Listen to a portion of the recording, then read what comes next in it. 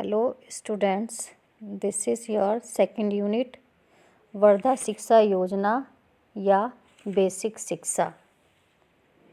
सन 1937 में वर्धा में एक सम्मेलन हुआ और इसके सभापति महात्मा गांधी चुने गए।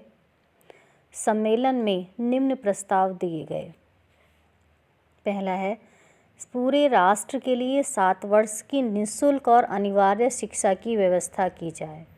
मीन्स फ्री एजुकेशन और सभी के लिए वो कंपलसरी हो।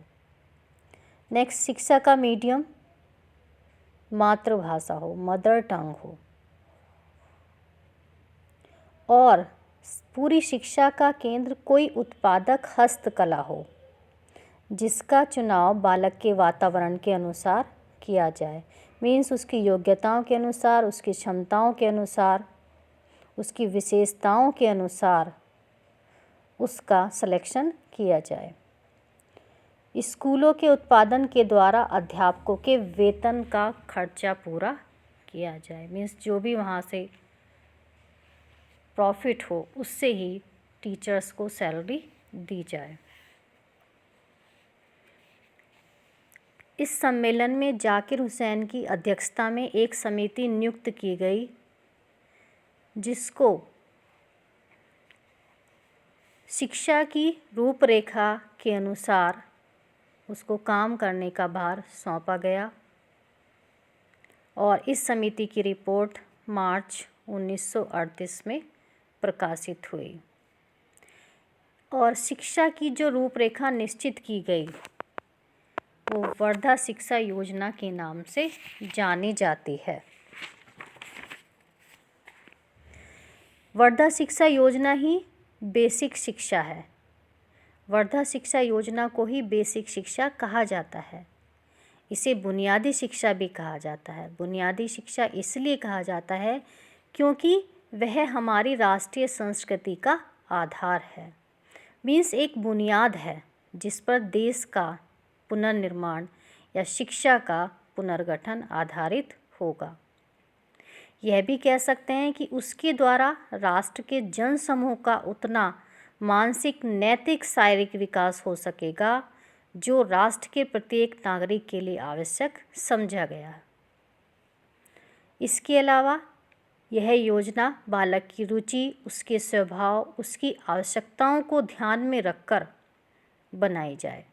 मीन्स उन सबके बीच में एक कोऑर्डिनेशन हो और इसीलिए इस शिक्षा योजना को बेसिक, बुनियादी या मूल शिक्षा योजना कहा गया है। इसकी विशेषताएं,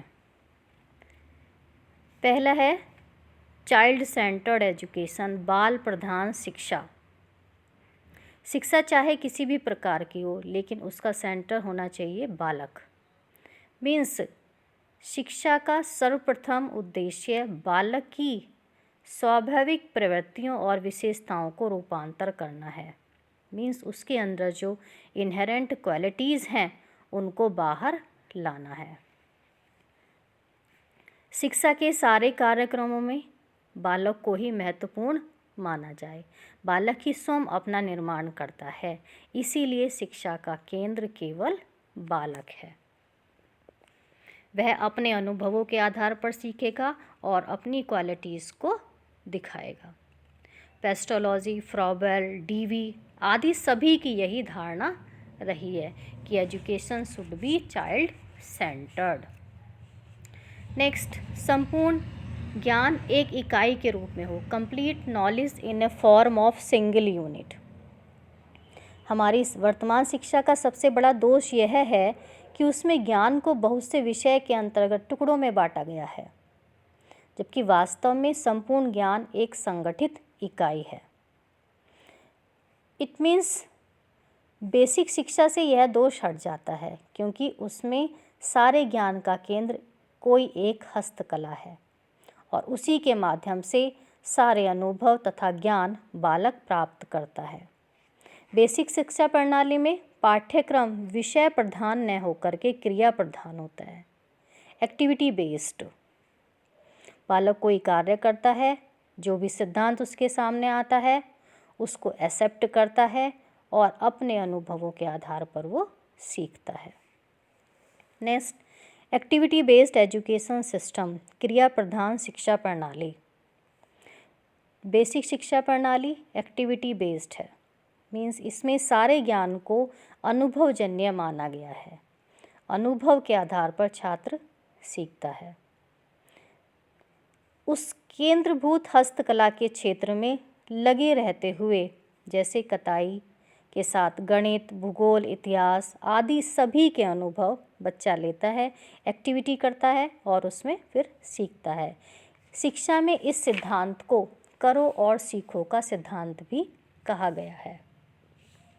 फ्रॉबेल, किंडरगार्टन, मॉन्टेसरी स्कूलों ने भी इसी सिद्धांत को फॉलो किया है। क्रिया प्रधान, एक्टिविटी बेस्ड।